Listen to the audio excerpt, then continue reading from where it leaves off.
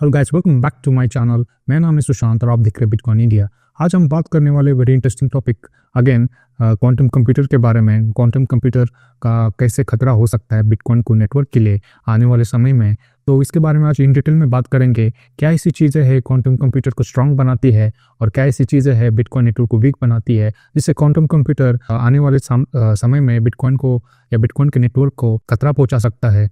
सो ये सारे क्वेश्चन है, बहुत सारे क्वेश्चन है, इसके ऊपर हम डिटेल में आज बात करने वाले हैं। तो फिर चलिए शुरू करते हैं। आपको स्टेप बाय स्टेप में समझाता हूँ कैसे क्वांटम कंप्यूटर काम करता है। पहले हम जानते हैं कि क्वांटम कंप्यूटर एक्चुअली दिखता कैसा है। सो यहाँ पे स्क्रीन पे आप ये फोटो दिख रहे हैं।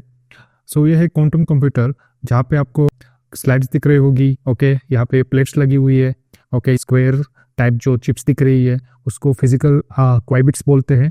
ओके, एंड देन हर एक चिप्स एक दूसरे को कनेक्ट है।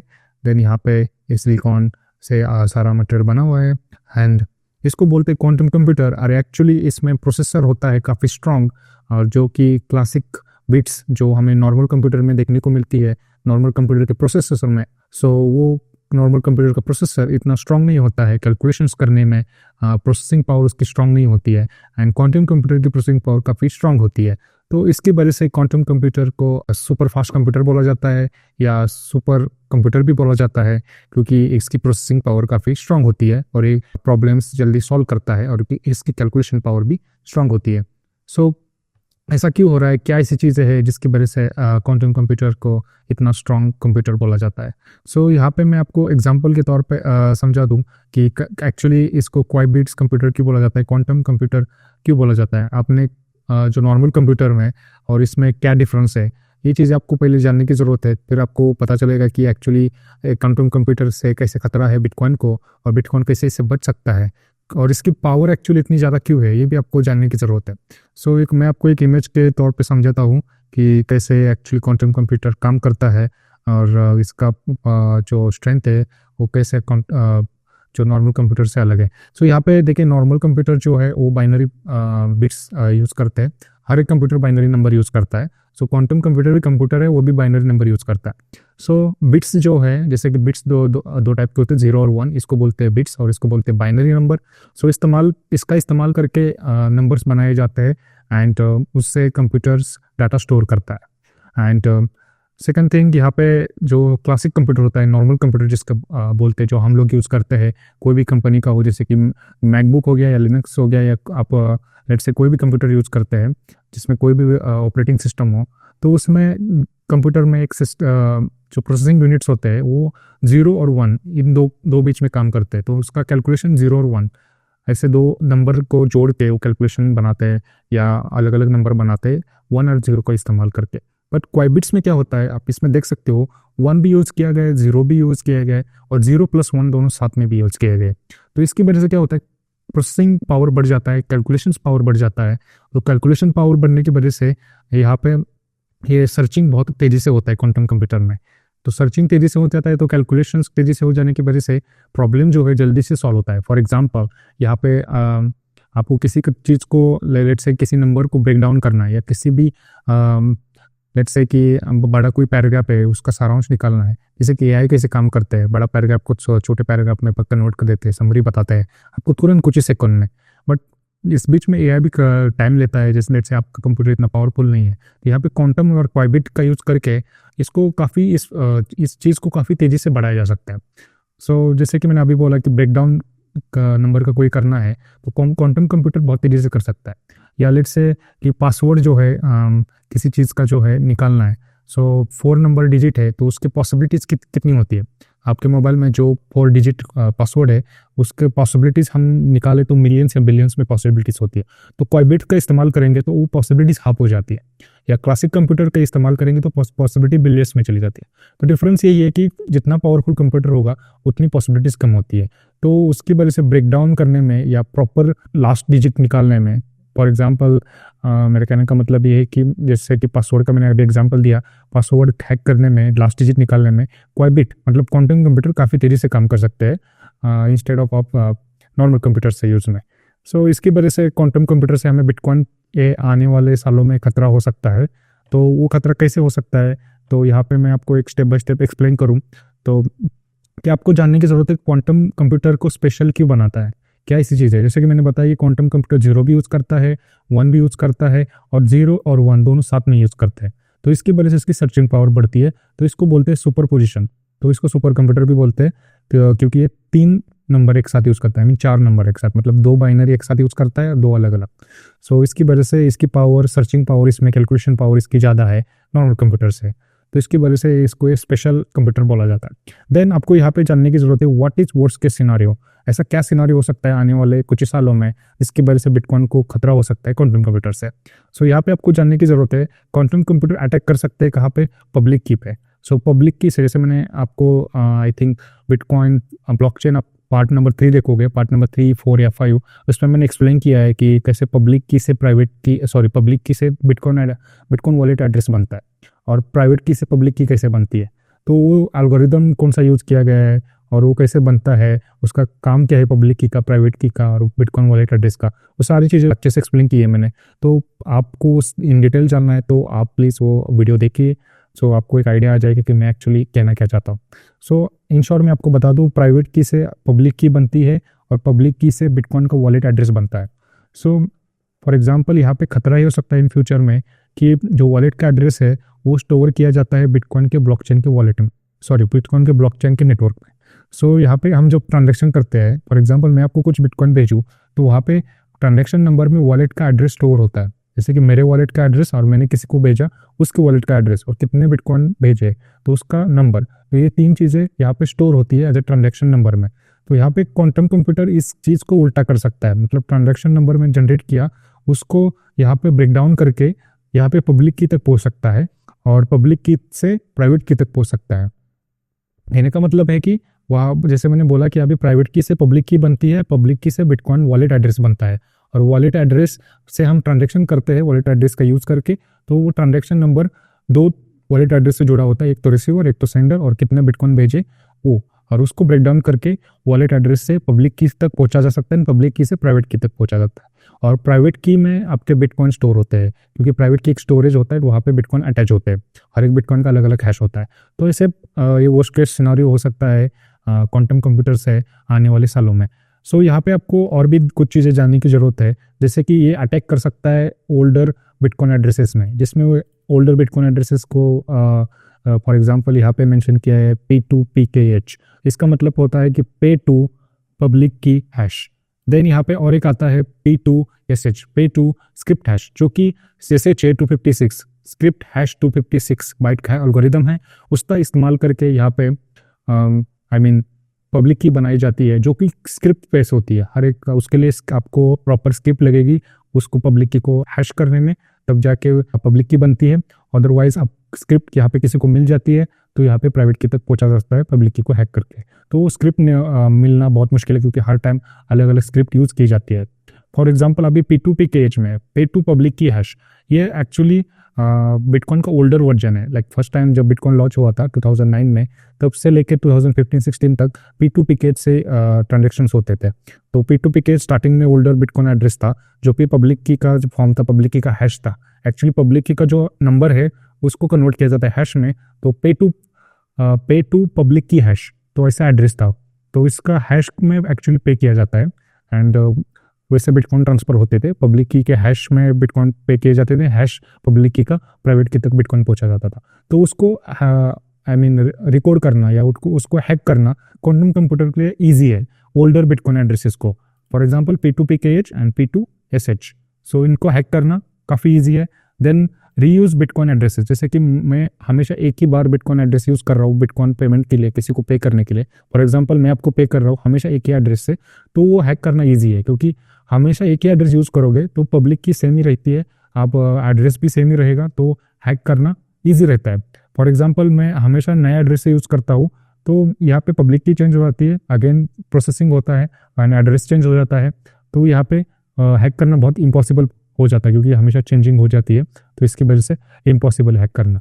तो यहाँ पे एक्सप्लेन वही किया है कि जो क्वांटम कंप्यूटर है उनको हैक करना पॉसिबल है। कौन से एड्रेसेस को, एक ओल्ड एड्रेसेस जिसमें P2PKH आता है, जो कि पहले यूज़ किए जाते थे, और एक है अभी के एड्रेस जिसमें रीयूज़ किया जाता है। एड्रेस का मतलब एक ही एड्रेस का यूज़ किया जाता है पेमेंट के लिए, तो उसको हैक करना पॉसिबल है। सो P2PKH, reuse address and P2SH, इनको हैक करना पॉसिबल है, ये यहाँ पे एक्सप्लेन किया हुआ है। सो यहाँ पे मैं आपको थोड़ा और एक चीज़ आपको जानने की ज़रूरत है, जैसे कि टैप रूट क्या होता है, सेगवेट एड्रेसेस क्या होते हैं।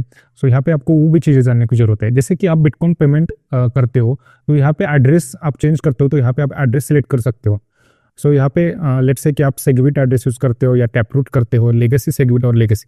तो जैसे कि मैंने अभी बताया, लेगेसी जो एड्रेस होते हैं, जैसे कि यहाँ पे आप देख सकते हो P2PKH यहाँ पे लिखा हुआ है, जो कि पुराने एड्रेस थे, जैसे 2009 से लेकर 2015 तक लेगेसी एड्रेसेस यूज किए जाते थे बिटकॉइन के, जो कि हैश एक्चुअली यूज किया जाता था पब्लिक एड्रेस, पब्लिक की का। सो देन लेगेसी सेगवेट एड्रेस आए, जो कि एक्चुअली फास्ट थे और देन ईजी टू ट्रांसफर थे एंड लो फीस में एक्चुअली आपका बिटकॉइन ट्रांसफर हो जाता था ये एड्रेस यूज करने से। सो ये बेसिकली काम करता है कि आपका जो पब्लिक की का एड्रेस है उसको कम कर देता है। जैसे कि फॉर एग्जांपल आप ट्रांजेक्शन करते हो तो उससे ट्रांजेक्शन नंबर जनरेट होता है, तो ट्रांजेक्शन नंबर का जो होल डाटा है वो कन्वर्ट करके एक छोटा सा नंबर बना देता है। तो इसकी वजह से क्या होता था कि ये काफ़ी तेज ट्रांजेक्शन होता था, स्केलेबिलिटी के लिए भी अच्छा था। तो ये इसके बाद ये यूज़ किया जाने लगा लेगेसी सेगवेट, बट इसमें सिक्योरिटी नहीं थी, क्योंकि ये एक्चुअली अपवर्ड फॉर्म था या अपग्रेड फॉर्म था लेगेसी एड्रेस का, जिसमें P2PKH यूज किया जाता था, बट लेगेसी सेगवेट में P2SH यूज किया जाता था और जिसको अटैच किया जाता था P2WPKH। P2WPKH मतलब है कि पे टू विटनेस पब्लिक की हैश। सो ये एक्चुअली पब्लिक की का हैश है, उसको इसके साथ जोड़ा है पे टू स्क्रिप्ट हैश। मतलब यहाँ पे दो चीज़ें इस्तेमाल की है, पब्लिक की का हैश और स्क्रिप्ट पे टू पब्लिक की स्क्रिप्ट हैश। तो दोनों को यहाँ पे मिक्स करके लेगेसी सेगवेट एड्रेस बनता था, जो कि बनाने का काम करता है बेस 58। ओके, एंड देन यहाँ पे BIP49, ये भी एक फॉर्मेट है। सो ये बिटकॉइन में कम करता है कि लेट्स से कि आपको P2SH बनाना है या P2WPKH बनाना है, मतलब एड्रेसेस बनाने हैं, पब्लिक की से हैश बनाना है। हैश का मतलब होता है कोई रैंडम नंबर बनाना एक बड़े नंबर से। तो ये P2SH वही है, हैश है, और P2WPKH भी हैश है, बड़े ट्रांजैक्शन नंबर का या पब्लिक की का। तो इसको बनाने के लिए BIP का इस्तेमाल किया जाता है। BIP का मतलब है कि बिटकॉइन इम्प्रूवमेंट प्रोग्राम भी बोल सकते हैं इसको। ओके, तो और ये काम करता है यही हैश बनाने का और नंबर को छोटा करने का एंड बिटकॉइन को तेज़ी से ट्रांसफ़र करने का और फीस कम करने का ये काम करता है। बेस 58 ये इसको सिक्योरिटी प्रोवाइड करता है। ओके, कि सही हैश बने, क्योंकि ये लेगेसी सेगवेट जो है वो थर्ड नंबर का एक्चुअली हैश है, जो कि आप 3 से चालू होता है, और लेगेसी जो है 1 से चालू होता है बिटकॉइन को वॉलेट एड्रेस। सो ये इसमें डिफरेंस है। देन यहाँ पे उसके 2015, 16, 17 में लेगेसी सेगवेट यूज़ किया गया। देन इसके बाद आए सेगवेट एंड टैप रूट। उसके बाद सेगवेट आए थे एक्चुअली पहले, उसके बाद टैप रूट आए थे। सेगवेट में क्या हो गया कि सिक्योरिटी और ज़्यादा बढ़ गई, तो इससे फीस भी कम होने लगी और ट्रांसफर बहुत तेज़ी से होने लगा, स्केलेबिलिटी बढ़ गई। कैसे? यहाँ पे BIP यूज़ किया गया, जिसमें मैंने बोला कि BIP का काम है address banana and speed banana. Actually speed जो ट्रांसफ़र है बिटकॉइन का वो स्पीड बढ़ाना। देन यहाँ पे सेकंड जो चीज़ आती है फीस कम करना, ट्रांजेक्शन फीस, क्योंकि स्पीड बढ़ जाती है तो फीस कम हो जाती है। एंड एड्रेस को जो है छोटा करना, ये भी काम है BIP का। P2WPKH यहाँ पे यूज़ किया गया। यहाँ पे देखिए P2SH भी यूज़ किया, दोनों साथ में यूज़ किए गए थे, बट यहाँ पे P2WPKH यूज़ किया गया खाली। ओके, जो कि हैश है पब्लिक की का। सो देन BIP यहाँ पे 84 यूज़ किया गया है, यहाँ पे BIP49 यूज़ किया गया है। इसमें डिफरेंस ये है कि ये अपग्रेडेड वर्जन है, ये काफ़ी तेज़ी से काम करता है, और दूसरी बात ये है कि ये स्पीड भी बढ़ जाता है, इसका ट्रांजेक्शन स्पीड इसकी वजह से बढ़ जाता है। देन यहाँ पे बेंच 32 भी यूज़ किया गया है। बेंच 32 एक्चुअली काम करता है, लेट्स से कि आपका जो वॉलेट एड्रेस है, सो उसको जो BIP जो एड्रेस बनेगा वॉलेट एड्रेस से BIP84 यहाँ पे क्या करेगा, एक हैश बनाएगा छोटा सा, मतलब बड़ा एड्रेस का छोटा सा फॉर्म बनाएगा। तो इसको बेंच 32 चेक करता है कि एक्चुअली में सही बना है क्या, ये एक्चुअली P2WPKH सही बना है क्या। तो ये चेकिंग का काम, सिक्योरिटी का काम बेंच 32 करता है। और देन इसके बाद आप जब वो वॉलेट इस्तेमाल करते हो, लेट्स से कि आपने कुछ गलत नंबर वहाँ पे टाइप किया, वॉलेट एड्रेस गलत टाइप किया, तो बेंच 32 यहाँ पे डिटेक्ट करता है, यहाँ पे आपको नोटिफिकेशन भेजता है तुरंत कि आपका जो वॉलेट एड्रेस है वो रॉन्ग है। फॉर एग्जांपल आप पासवर्ड गलत डालते हो तो आपके गूगल अकाउंट में लॉगिन करने के लिए, जीमेल पे लॉगिन करने के लिए, तो वहाँ पे नोटिफिकेशन आपको आता है तुरंत, पासवर्ड इज रॉन्ग, राइट। तो वैसे ही बेंच 32 जो है वो ये काम करता है कि आप लेट्स से कि यहाँ पे गलत एड्रेस डालते हो, तो यहाँ पे आपको वहाँ पे रेड मार्क दिखाया जाता है, रेड फ्लैग दिखाया जाता है, या नोटिफिकेशन आता है पासवर्ड इज रॉन्ग, आपके बिटकॉइन जो ट्रांजैक्शन है वो होता नहीं है, एरर आ जाता है इसकी वजह से। तो ये बेंच 32 ये काम करता है। तो यहाँ पे लेगेसी सेगवेट में और लेगेसी में बेंच 32 नहीं है, तो उसकी वजह से अभी सिक्योरिटी बहुत ज़्यादा बढ़ रही है in compare to the past जो फॉर्मेट यूज़ किए जाते हैं, पास्ट एड्रेसेस यूज़ किए जाते थे उसके कंपेयर में। देन यहाँ पे 2020-21-22 के बाद टैप रूट यूज़ किए जाने लगे उस समय से। टैप रूट में देखिए ये सेम ही है, बस इसका अपग्रेडेड वर्जन यूज़ किया गया है, BIP84। देन यहाँ पे P2TR यूज़ किया गया है, जो कि है पे टू टैप रूट, पे टू टैप रूट। इसमें क्या हो जाता है, जो P2WKH है, मतलब पब्लिक की का हैश है, उसको कन्वर्ट किया जाता है P2TR, जो करने का काम कौन करता है, BIP86। सो ये P2TR क्या क्या है, मतलब है जैसे कि ये अलग हैश बनाता है, अलग सा, क्योंकि और कम कॉम्प्लिकेटेड करता है चीज़ें को, एंड और छोटा कर देता है नंबर को। जैसे कि यहाँ पे P2WPK जो भी पब्लिक की का हैश है, उसको उसका छोटा वर्जन है P2WPKH, तो उसका और छोटा वर्जन है P2TR। ओके, सो इसको पता नहीं चलता कि फिर उसके बाद कौन से पब्लिक की से ट्रांसफर किया है, कौन से एड्रेसेस को ट्रांसफर किया है। ये आपकी चीज़ें प्राइवेट रखने के लिए काम किया जाता है, प्राइवेसी इससे बढ़ती है। तो इसकी वजह से यहाँ पे मल्टी सिग्नेचर वॉलेट जो यूज़ करते हैं, तो मल्टी सिग्नेचर वॉलेट में होता क्या है, दो पब्लिक की से एक हैश बनता है, ठीक है, फिर उसको हैशिंग करके P2WPKH बना जाता है, फिर उसको हैशिंग करके P2TR बना जाता है। बट यहाँ पे टैप रूट का भी इस्तेमाल नहीं करोगे, तो सेगविट का इस्तेमाल करोगे मल्टी सिग्नेचर वॉलेट में पेमेंट करने के लिए, तो यहाँ पे पता चल जाता है कि ये मल्टी सिग्नेचर वॉलेट है। जब वहाँ पे ट्रांजेक्शन नंबर ब्लॉकचेन पे रजिस्टर होता है, तो पता चलता है कि मल्टी सिग्नेचर वॉलेट से पेमेंट किया है, वहाँ पे प्राइवेसी नहीं है। तब जब आप सेगविट वॉलेट का इस्तेमाल करते हो, और मल्टी सिग्नेचर वॉलेट का मतलब ये है कि यहाँ पे ट्रांजेक्शन करने के लिए दोनों तरफ से, जैसे कि मैं आपको पैसे भेजना चाहता हूँ, मैं आपको बिटकॉइन भेजना चाहता हूँ, आप भी वहाँ पे अप्रूवल दोगे, मैं भी यहाँ से अप्रूवल दूंगा, मतलब यहाँ पे पब्लिक की मैं भी डालूंगा, प्राइवेट की मैं भी इस्तेमाल करूंगा, आप भी इस्तेमाल करोगे, अप्रूवल दोनों तरफ से होगा, तब जाके ट्रांजेक्शन होगा। इसको बोलते हैं मल्टी सिग्नेचर वॉलेट, दोनों तरफ से अप्रूवल। इसको एक्चुअली कॉन्ट्रैक्ट नहीं बोल सकते, स्मार्ट कॉन्ट्रैक्ट, क्योंकि कॉन्ट्रैक्ट की तरह काम करता है, क्योंकि दोनों तरफ से अप्रूवल चाहिए तभी जाके ट्रांसफर होता है। ये स्मार्ट कॉन्ट्रैक्ट बोल सकते हैं इसको। तो इसको छुपाने के लिए, मल्टी सिग्नेचर वॉलेट को या स्मार्ट कॉन्ट्रैक्ट को छुपाने के लिए ये टैप रूट का इस्तेमाल किया जाता है, मतलब प्राइवेसी के लिए। तो किसी को पता ना चले कि मैं मल्टी सिग्नेचर वॉलेट यूज़ कर रहा हूँ या स्मार्ट कॉन्ट्रैक्ट का इस्तेमाल कर रहा हूँ। सो ये बेसिकली इसको यूज़ करने से जो ट्रांजेक्शन है वो सिंगल फॉर्मेट में दिखाता है, सिंगल सिग्नेचर वॉलेट जैसा। सो जैसे कि फॉर एग्जांपल आप ट्रस्ट वॉलेट यूज़ करते हो, वो सिंगल सिग्नेचर वॉलेट है, बस आप अपनी प्राइवेट की डालते हो, बिटकॉइन ट्रांसफर करते हो, दोनों तरफ से अप्रूवल की कोई ज़रूरत नहीं है। देन ऐसे ही टैप रूट का इस्तेमाल करोगे मल्टी सिग्नेचर वॉलेट में पेमेंट के लिए, तो वो जो ट्रांजेक्शन नंबर जनरेट होगा इनमें, और जो ब्लॉकचेन वॉलेट में ट्रांसफर किया जाएगा, रिकॉर्ड किया जाएगा, वो एक्चुअली में सिंगल सिग्नेचर वॉलेट जैसा दिखेगा, normal transaction number.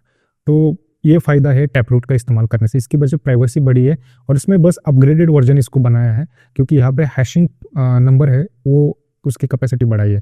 For example SegWit में P2WPKH का इस्तेमाल किया गया है, और यहाँ पे P2TR, इसको अपग्रेड करके इसका और एक हैश बनाया जाता है, इसको P2TR में कन्वर्ट किया जाता है। मतलब पब्लिक की से P2WPKH बनाया, फिर P2WPKH से P2TR बनाया, तो इसकी वजह से प्राइवेसी बढ़ गई। तो यही है, यहाँ पे अपग्रेडेड वर्जन यूज़ किया गया है BIP86, और यहाँ पे बेंच 32M यूज़ किया गया, इसका अपग्रेडेड वर्जन। सो बेसिकली इसमें बेंच 32M भी है, वही काम करता है चेकिंग का, कि आपने जो एड्रेस है वो सही डाला है कि नहीं है, सिक्योरिटी का काम करता है। और जो टैप रूट जो एड्रेसेस है, उसको आपको रिकॉग्नाइज करना है टैप रूट है या कौन सा एड्रेस है। तो आपको याद रखना होगा, टैप रूट जो एड्रेस है BC3 से चालू होते हैं, स्टार्टिंग जो नंबर है BC3 याद रखना। तो आपको ये एड्रेस दिखेगा, तो आपको वो लाजिम पता चलेगा कि टैप रूट एड्रेस है। इसको आपको इससे आप प्राइवेसी बनती है, इसको आपको पता नहीं चलता इससे कि इस मल्टी सिग्नेचर वॉलेट है, स्मार्ट कॉन्ट्रैक्ट है, कैसे पेमेंट किया है, पता नहीं चलता। सो टैप रूट काफ़ी स्पीड भी कम फेज में भी आप पैसे ट्रांसफर कर सकते हो, बिटकॉइन ट्रांसफर कर सकते हो, और स्पीड से भी ट्रांसफर कर सकते हो। तो इसकी वजह से आजकल टैप रूट ही सब लोग यूज़ कर रहे हैं, और मैं आपको रिकमेंड करूंगा आप टैप रूट यूज़ कीजिए। तो ये मैंने सारी चीज़ें बताई, जिसमें ये आपको मैंने बताया BIP, P2WPKH, BEN32, BIP44, P2PKH और BES58, ये सारी चीज़ें क्या है, इसको बोलते हैं बिटकॉइन प्रोटोकॉल, बिटकॉइन फॉर्मेट, जो कि पेमेंट वेरिफिकेशन, पेमेंट ट्रांसफर के लिए यूज़ किए जाते हैं।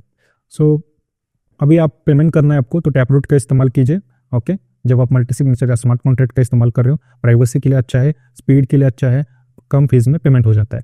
सेगविट का इस्तेमाल कर सकते हो आप, दोनों में से कोई भी कीजिए, बट प्राइवेसी के लिए टैप रूट का इस्तेमाल कीजिए। ओके, ये चीज़ें मैंने आपको बता दी। सो क्वांटम कंप्यूटर जो है, यहाँ पे उन्होंने एक्सप्लेन किया हुआ है, क्वांटम कंप्यूटर से खतरा किन चीज़ों को है। तो यहाँ पे एड्रेसेज जो है, यहाँ पे मैंने आपको बोला कि लेगेसी एड्रेस, जो पुराने एड्रेस से, तो यहाँ से आप पेमेंट करते हो, तो ये खतरा है, क्योंकि यहाँ से हैशिंग जो पावर है वो कम है। पब्लिक की से P2P कैश बनाया जाता है, पब्लिक की का हैश, और डायरेक्ट पेमेंट होता है, तो वो हैश वहाँ पे अब वो वॉलेट एड्रेस में होता है, तो वहाँ पे कैलकुलेट करके आपके पब्लिक की से प्राइवेट की तक पहुँचा जाता है। तो यहाँ पे पॉसिबिलिटीज़ हो जो है मतलब कितनी पॉसिबिलिटीज़ बन सकती है प्राइवेट की तक आने के लिए, वो कम रहती है। देन आप लेगेसी सेगमेंट का इस्तेमाल करते हो तो वहाँ पे भी पॉसिबिलिटी कंपेयर टू लेगेसी ज़्यादा रहती है। सो इसका भी इस्तेमाल की मत कीजिए, क्योंकि वहाँ पे भी पॉसिबिलिटीज़ ज़्यादा है। देन यहाँ पे आप सेगमेंट का इस्तेमाल कर सकते हो, प्राइवेसी के लिए नहीं यूज़ किया जाता आजकल, तो बट ये ट्रांसफ़र के लिए यूज़ किया जाता है। बट इसमें भी यही चीज़ है कि यहाँ पे P2WP के चूज़ किया गया है, जो कि पब्लिक की का हैश है। एंड मेरे ख्याल से आपको ये अपग्रेडेड वर्जन है, मतलब यहाँ पे P2P के जो है पब्लिक की का हैश, उसका हैश बनाया जाता है फिर P2P कैच, P2WP कैच, मतलब 3 नंबर का हैश है, एंड चौथे नंबर का हैश है P2TR। ओके, सो इसका भी आप इस्तेमाल कर सकते हो। ओके, ये भी 3 नंबर का हैश है, तो इसको भी हैक करना पॉसिबिलिटीज बढ़ जाती है फिर, तो पॉसिबल नहीं है। देन टैपरूट का इस्तेमाल करोगे तो इम्पॉसिबल है क्वांटम कंप्यूटर को हैक करना अभी के समय के लिए। ओके, ये सारी चीज़ें मैं आपको बता रहा हूँ अभी के क्वांटम कंप्यूटर के पावर के हिसाब से बताओ। तो अभी बात करते हैं अभी कितना पावर है क्वांटम कंप्यूटर का। सो अभी जो क्वांटम कंप्यूटर का जो पावर है वो 50 लॉजिकल बिट्स तक पावरफुल कंप्यूटर है। क्वांटम कंप्यूटर की पावर जो है उसके लॉजिकल बिट्स और फिजिकल बिट्स में होती है, और जितने ज़्यादा लॉजिकल बिट्स और फिजिकल बिट्स उनका नंबर है बढ़ जाता है तो क्वांटम कंप्यूटर की पावर बढ़ जाती है, तो उनका नंबर कम रहता है तो क्वांटम कंप्यूटर की पावर कम रहती है। सो लॉजिकल क्वाइ बिट्स, सो यहाँ पे आप देखेंगे तो कब बिटकॉइन पे अटैक हो सकता है, तो यहाँ पे उन्होंने नंबर दिया हुआ है 2500 से 3000 logical qubits. Then physical qubits 1000 से लेकर 10,000 पर logical qubits. So physical qubits जो होते हैं वो लॉजिकल क्वाइ बिट्स बनाने का काम करते हैं। सो यहाँ पे अभी कंपैरिजन करेंगे तो 2000 से 3000, सो एक पर लॉजिकल क्वाइ बिट्स, सो 10,000 से लेके 1000 से लेके 10,000 तक हम लॉजिकल क्वाइ बिट्स जोड़ेंगे तो यहाँ पे फिजिकल क्वाइ बिट्स बोलते हैं।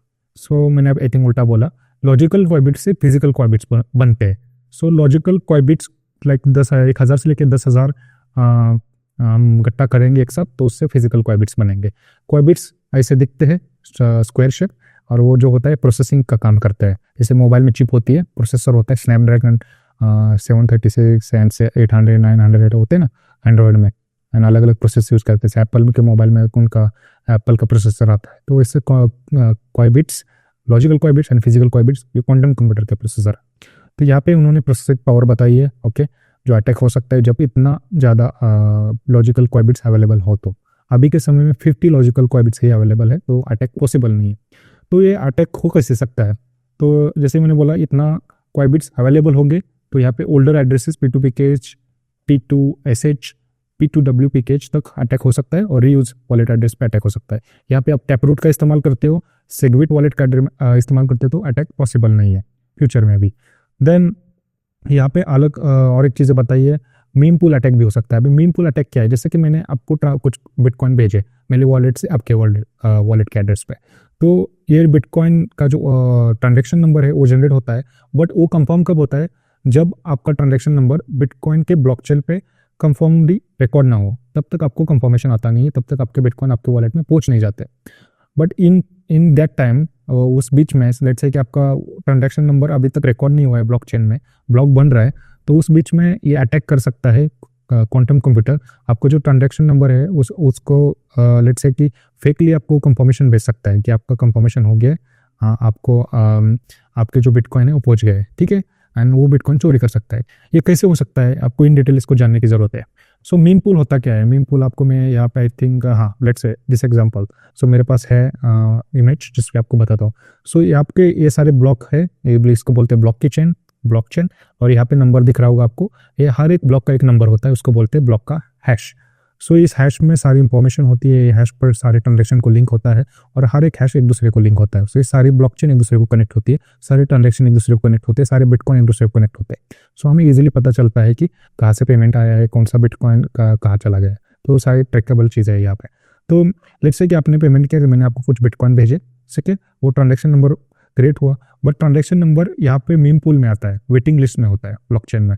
जब ट्रांजेक्शन नंबर कंफर्म कब होता है, लेट्स से कि यहाँ पे ट्रांजेक्शन नंबर है, यहाँ पे ब्लॉक स्टेबल करने की प्रोसेस चालू होती है।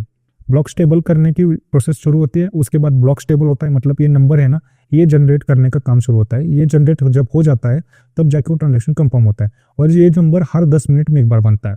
ब्लॉक जो स्टेबल करने का प्रोसेस है, ब्लॉक का जो नंबर है, स्टेबलिंग नंबर, इसको बोलते हैं हैश ब्लॉक का, ये 10 मिनट में एक बार बनता है।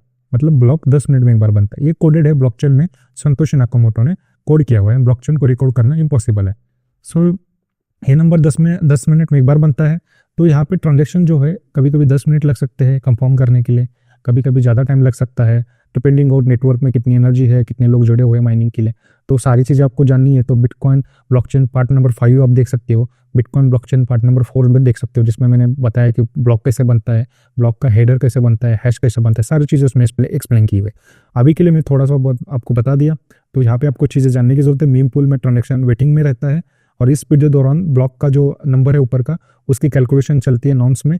कैलकुलेशन वो करने के बाद यहाँ पे लेट्स से कि ये नंबर कंफर्म हो गया, स्टेबल नंबर जनरेट हो गया, सारे ब्लॉक ने या सारे नेटवर्क ने अप्रूवल दे दिया, तो यहाँ पे ऊपर नंबर इसमें दिखाई देता है हमें ब्लॉक का। तो ये ब्लॉक स्टेबल हो गया, तो तब वो जाके ट्रांजेक्शन कंफर्म होती है। तब आपको नोटिफिकेशन आती है, मुझे नोटिफिकेशन आती है, हाँ बिटकॉइन मैंने सेंड किए, कंफर्म्ड, ये ट्रांजेक्शन नंबर है। आपको नोटिफिकेशन आती है बिटकॉइन आपके वॉलेट में पहुंच गए, रिसीव्ड, ये उसका नंबर है, ट्रांजेक्शन नंबर।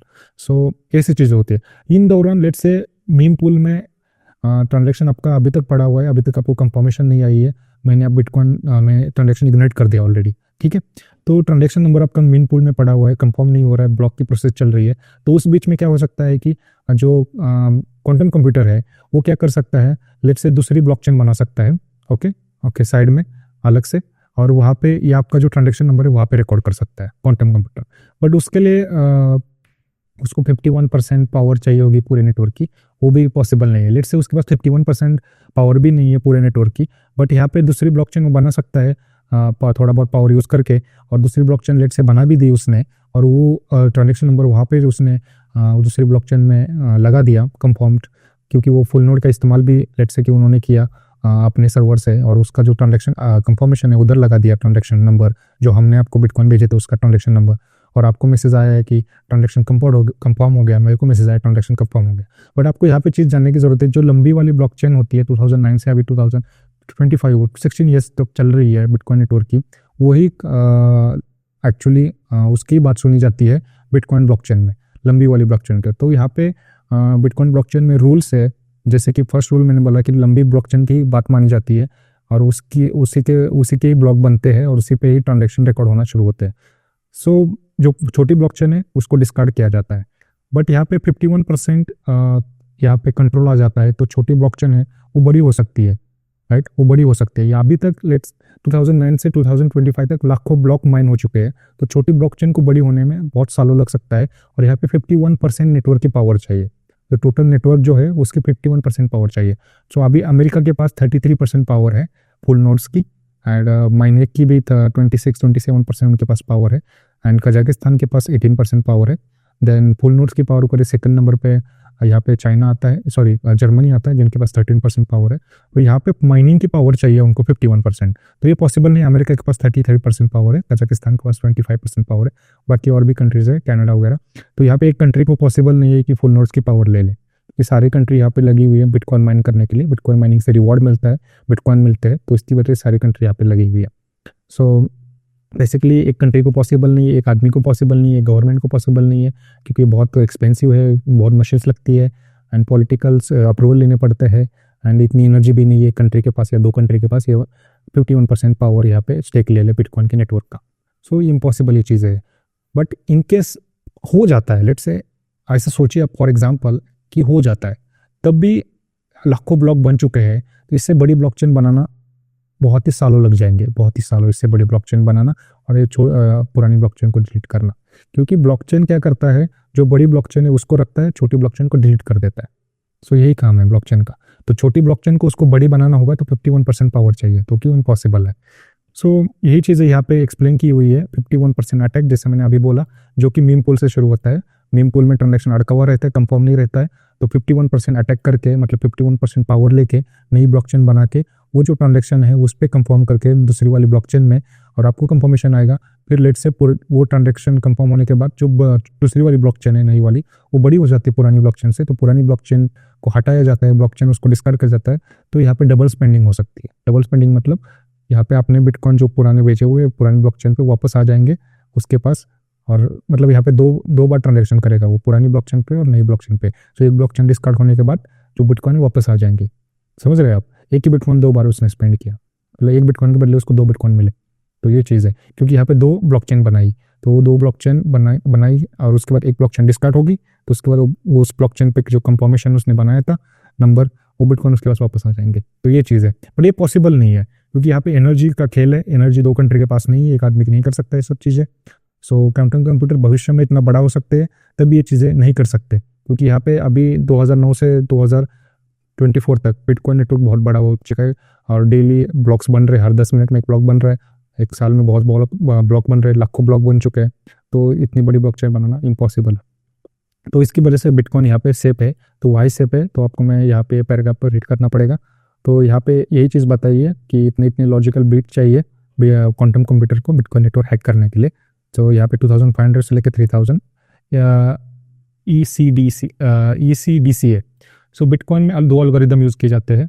एक है SHA-256, इसको बोलते हैं सिक्योर हैश एल्गोरिदम। ये यूज़ किया जाता है प्राइवेट की को जनरेट करने के लिए, देन प्राइवेट की से पब्लिक की बनाने के लिए, पब्लिक की से वॉलेट का एड्रेस यूज बनाने के लिए SHA-256 का एल्गोरिदम यूज़ किया जाता है। एंड देन मैं कोई ट्रांजेक्शन आपको करूं, मतलब लेट्स से कि मैं आपको कुछ बिटकॉइन बेचता हूं, जो ट्रांजेक्शन होता है जिसको उस ट्रांजेक्शन नंबर को जनरेट करने के लिए या पब्लिक की का हैश जनरेट करने के लिए, तो ये एल्गोरिदम का यूज़ किया जाता है। एप्लिटिक करो डिजिटल सिग्नेचर एल्गोरिदम ECDSA, जो ट्रांजेक्शन नंबर जनरेट करने का काम करता है, पब्लिक की है उसको वेरीफाई करने का काम करता है। हाँ, चेक करता है कि ये पब्लिक की से ही वॉलेट एड्रेस बना है क्या, ये पब्लिक की प्राइवेट की से ही बनी है क्या। तो इस वेरिफिकेशन का काम कौन करता है? ये एल्गोरिदम ECDCA, पेमेंट वेरिफिकेशन और पेमेंट का ट्रांजेक्शन नंबर जनरेट करने का ये काम करता है। और पब्लिक की प्राइवेट की बनाने का, पब्लिक की बनाने का और बिटकॉइन वॉलेट एड्रेस बनाने का सिक्योर हैश एल्गोरिदम SHA-256 ये एल्गोरिदम काम करता है। तो 2 एल्गोरिदम यूज़ किए जाते हैं बिटकॉइन नेटवर्क में। तो इसको हैक कैसे कर सकते हैं? सो यहाँ तक सारा जो खेल है वो प्राइवेट की तक पहुँचने का खेल है। मतलब कहीं से भी प्राइवेट की तक पहुँचना है, क्योंकि प्राइवेट की तो एक बार मिल गई तो बिटकॉइन मिल गई, क्योंकि प्राइवेट की में ही बिटकॉइन स्टोर होते हैं, मतलब अटैच होते हैं। सो यहाँ से कैसे पहुँच सकते हैं प्राइवेट की से? तो इस एल्गोरिदम को हैक कैसे किया जाए? ECDSA, जो कि चेक करता है कि ट्रांजेक्शन पब्लिक की वेरीफाई करता है जो कि प्राइवेट की से बनी है कि नहीं, बिटकॉइन वॉलेट एड्रेस वेरीफाई करता है जो पब्लिक की से बना है कि नहीं, और ट्रांजेक्शन नंबर क्रिएट करता है पब्लिक की और बिटकॉइन वॉलेट का बिटकॉइन वॉलेट एड्रेस का यूज़ करके। सो जो ट्रांजेक्शन नंबर बनेगा, ठीक है, उसको लेट्स से कि रिवर्स प्रोसेस किया जाए, जिसमें मतलब ECDCA ने पब्लिक की और वॉलेट एड्रेस का यूज़ करके ट्रांजेक्शन नंबर बनाया, उसको रिवर्स किया जाए। मतलब वॉलेट जो ट्रांजेक्शन नंबर बनाया है उससे पब्लिक की और वॉलेट एड्रेस बनाया जाएगा। रिवर्स किया प्रोसेस किसने? क्वांटम कंप्यूटर ने। और क्वांटम कंप्यूटर में जो अटैकर एल्गोरिदम यूज़ किया जाएगा वो शोर्स एल्गोरिदम होगा, जो कि क्या करता है, चीज़ों को ब्रेक डाउन करता है और चीज़ों को ब्रेक डाउन करके वो और जो लास्ट चीज़ है वो निकालता है। तो यहाँ पे चीज़ों को ब्रेक डाउन करके लेट्स से कि जो ट्रांजेक्शन नंबर है उसको ब्रेक डाउन करेंगे, तो उससे प्राइवेट की और बिटकॉइन का जो वॉलेट एड्रेस है वहाँ तक पहुँचा जाएगा। तो ये शोर्स एल्गोरिदम का काम करता है। तो उसके लिए लॉजिकल क्वाइबिट्स की रिक्वायरमेंट कितनी है? 2500 से लेकर 3000 लॉजिकल क्वाइबिट्स की रिक्वायरमेंट है। तो यहाँ पे नोट्स में भी ये लिखा है, breaking ECDCA undermines bitcoin transaction automatically and private key protection. So यही है कि यहाँ पे ये एल्गोरिदम ब्रेक हो गया तो प्राइवेट की तक पहुँचा जा सकता है ब्रेक डाउन करके। तो यहाँ पे शोर्स एल्गोरिदम का इस्तेमाल होगा, बट उसके लिए लॉजिकल क्यूब्स चाहिए 2500 से लेकर 3000। तो वो काफ़ी, अभी तो 50 है जो गूगल का जो अभी यहाँ पे उन्होंने एक्सप्लेन किया हुआ है। गूगल के पास अभी क्वांटम कंप्यूटर है उसमें 105 क्वाइबिट्स है, 105, और अभी जो नॉर्मल यूज़ किया जा रहा है वो 50 क्वाइबिट्स का यूज़ किया जा रहा है। तो गूगल का सबसे बड़ा क्वांटम कंप्यूटर है उनके पास, उसका नाम है विलियम चिप, क्वांटम कंप्यूटर का नाम है। तो उसमें 105 क्वाइबिट्स है। तो वही चीज़ है, तो इस यहाँ तक पहुँचना पड़ेगा, काफ़ी सालों लगेंगे तब जाके यहाँ तक पहुँच सकते हैं लोग क्वांटम कंप्यूटर में। यानी इतने लॉजिकल बिट्स होंगे तब जाके ये ECDSA ये हैक कर सकते हैं एल्गोरिदम, तब शायद बिटकॉइन पे प्राइवेट की तक पहुँचा जा सकता है। देन नेक्स्ट एल्गोरिदम है सिक्योर हैश एल्गोरिदम SHA-256, जिसमें लॉजिकल क्वाइबिट्स की ज़रूरत है 1000 से लेकर 1500, और इसमें क्वांटम कंप्यूटर कौन सा एल्गोरिदम यूज़ किया जाएगा? Growers algorithm. तो ये क्या करता है? रिवर्स प्रोसेस करता है। जैसे कि बिटकॉइन का जो वॉलेट एड्रेस है उसको कन्वर्ट कर देगा पब्लिक की में, और पब्लिक की को कन्वर्ट कर देगा प्राइवेट की में, क्योंकि SEC-256 क्या करता है? प्राइवेट की से पब्लिक की बनाता है, पब्लिक की से बिटकॉइन वॉलेट एड्रेस बनाता है। तो बट ग्रोवर्स क्या करेगा? उल्टा करेगा रिवर्स प्रोसेस को, तो यहाँ तक प्राइवेट की तक पहुँचेगा। तो यही है यहाँ पे ग्रोवर्स का इस्तेमाल करके। बट यहाँ पे लॉजिकल बिट्स कम चाहिए, या ECDSS को ब्रेक करेंगे तो लॉजिकल बिट्स ज़्यादा चाहिए, और SHA-256 को ब्रेक करना है तो लॉजिकल बिट्स कम चाहिए। सो 1000 लॉजिकल बिट्स चाहिए होंगे SHA-256 को ब्रेक करने के लिए। बट यहाँ पे पॉसिबिलिटी इसको भी रोका जा सकता है, इस अटैक को कैसे रोका जा सकता है? तो लॉन्ग टर्म सोल्यूशन क्या है यहाँ पे उन्होंने एक्सप्लेन किया हुआ है। इसमें ये चीज़ एक्सप्लेन की हुई है। फॉर एग्जांपल जो ECDSA है और SHA-256 है उसको रोकना है तो डेवलपर क्या कर सकते हैं? क्वांटम रेजिस्टेंट एल्गोरिदम यूज़ किया जा सकता है उसमें। मतलब जो माइनर्स होते हैं वर्ल्ड अराउंड, सबके लिए प्रॉब्लम होगी कि फॉर एग्जांपल यहाँ पे जो क्वांटम कंप्यूटर्स है 1000 टू 500 क्यूबिट लॉजिकल क्यूबिट्स तक पहुंच जाता है, तो प्रॉब्लम सबको होगी क्योंकि हैकिंग शुरू हो जाएगा। तो हैकिंग शुरू हो गया तो बिटकॉइन का प्राइस कम हो जाएगा। तो यहाँ पे डेवलपर्स क्या कर सकते हैं कि क्वांटम एल्गोरिदम रेजिस्टेंस एल्गोरिदम बना सकते हैं बिटकॉइन नेटवर्क के लिए।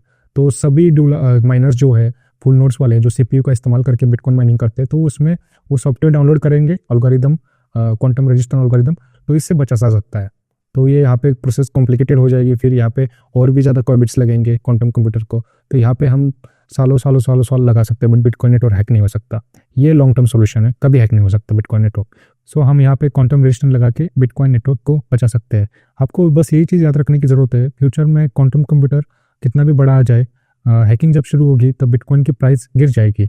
तो उसकी वजह से जो क्वांटम हैकर है तो वो इंटरेस्टेड भी नहीं होगा उस समय, क्योंकि बिटकॉइन की प्राइस गिर गई, और उसके लिए हैकिंग करना भी इम्पॉसिबल होगा, क्योंकि उस समय डेवलपर क्या करेंगे? क्वांटम रजिस्टर बनाएंगे, तो हर कोई यूज़ करके उसको रोक सकता है। यही लॉन्ग टर्म सॉल्यूशन है, और कोई प्रॉब्लम नहीं आएगी आपको। और किसी को ये बाई करना है क्वांटम कंप्यूटर, क्योंकि क्वांटम कंप्यूटर जो है काफ़ी एक्सपेंसिव होता है। फॉर एग्जांपल आपको बता दूं तो बिलियंस में इसकी प्राइस है अभी, और कुछ जो है कम क्यूबिट्स वाले वो मिलियंस में मिलते हैं। तो सबके लिए पॉसिबल नहीं है ये क्वांटम कंप्यूटर बाई करना और हैकिंग करना, इस पॉसिबल नहीं है। लेट्स से गवर्नमेंट ये सब चीज़ें नहीं करते, गवर्नमेंट के पास इतने पैसे हैं तो कोई गवर्नमेंट इलीगल काम नहीं करती है, राइट। एंड एक पॉसिबल है किसको? एक आदमी को पॉसिबल है, एक ग्रुप को पॉसिबल है, चोरी करने वाले को, डाका डालने वाले को ये पॉसिबल है, राइट, हैकर्स को। सो उनके पास इतने पैसे नहीं आ सकते और उनको कोई क्वांटम कंप्यूटर बेचेगा नहीं। जो बड़ी टेक कंपनी होती है जो क्वांटम कंप्यूटर बनाती है, जो अच्छे कामों के लिए बेचती है उनको। सो किसी ने इलीगली बना भी दिया इसको, इसमें और खर्चा आएगा पहली बात तो इतनी एनर्जी नहीं होगी, 51% अटैक करना पड़ेगा, राइट, पहले इतनी एनर्जी नहीं होगी उनके पास, और ये काफ़ी एक्सपेंसिव प्रोसेस है, हो ही नहीं सकता। आ भी गया है, अटैक कर भी दिया, बिटकॉइन प्राइस बस कम हो जाएगी, फिर डेवलपर्स रेजिस्टेंस बनाएंगे, रेजिस्टेंस सब लोग यूज़ करेंगे, फिर बिटकॉइन पर ऊपर चली जाएगी। सो यही है लॉन्ग टर्म सोल्यूशन। एंड फिर उनको और भी ज़्यादा बिट्स लगेंगे, कोई बिट्स उस क्वांटम रेजिस्टेंस एल्गोरिदम को हैक करने के लिए, फिर और एक एल्गोरिदम हम यूज़ करेंगे, फिर उनको और भी ज़्यादा बिट्स लगेंगे, राइट। तो इससे खाली प्राइस मैनिपुलेट किया जा सकता है, बिटकॉइन नेटवर्क को हैक नहीं किया जा सकता, और कोई कंट्री नहीं कर सकती ये हैक। सो यही चीज़ें हैं मैं आपको बताना चाहता था क्वांटम कंप्यूटर के बारे में, जो कि पॉसिबल ही नहीं है उनको हैक करना इन फ्यूचर भी। सो आपको डरने की कोई बात नहीं है, आप पैसे उसमें रख सकते हो, इन्वेस्ट कर सकते हो बिटकॉइन में।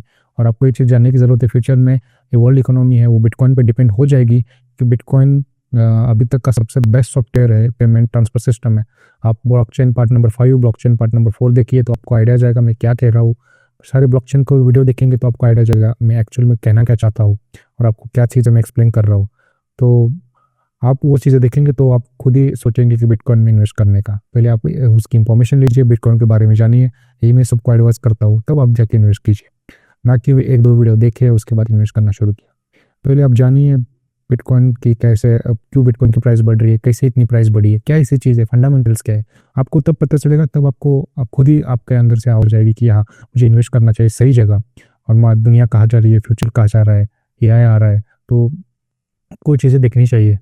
और जितना जल्दी आप अडाप्ट करेंगे नई चीज़ें के लिए उतना अच्छा है। ये 10 साल पहले आपने सोचा था 10-15 साल पहले स्क्रीन टच मोबाइल आएंगे, दुनिया मोबाइल पे चलेंगे, हम बात कर पाएंगे? नहीं ना, सब चीज़ें हो रही है 10-15 सालों में। तो आने वाले 10-15 सालों में इसका बहुत ज़्यादा वॉइस पड़ेगा, नॉइस पड़ेगा, सब लोग चलने लगेंगे, हर कोई बिटकॉइन में ट्रांजेक्शन करने लगेगा, बैंकिंग का सिस्टम यूज़ नहीं करेगा कोई। तो आपको डरने की बात नहीं है, कोई प्रॉब्लम नहीं है, आप बिंदास यूज़ करिए बिटकॉइन, इन्वेस्ट कीजिए और आपको इस रिगार्डिंग कोई क्वेश्चन है आपके, आपको और इन्फॉर्मेशन चाहिए, आपको कुछ पार्ट समझने आए, तो मुझे कमेंट बॉक्स में अप्रोच कीजिए। 1-to-1 सेशन चाहिए तब भी कमेंट बॉक्स में अप्रोच कीजिए। और इसी तरह वीडियो देखने के लिए मेरे चैनल को सब्सक्राइब कीजिए और नोटिफिकेशन आइकॉन को भी दबा दीजिए ताकि आपकी मेरा वीडियो लेटेस्ट वीडियो मिस ना कर पाए। And thank you so much and see you again.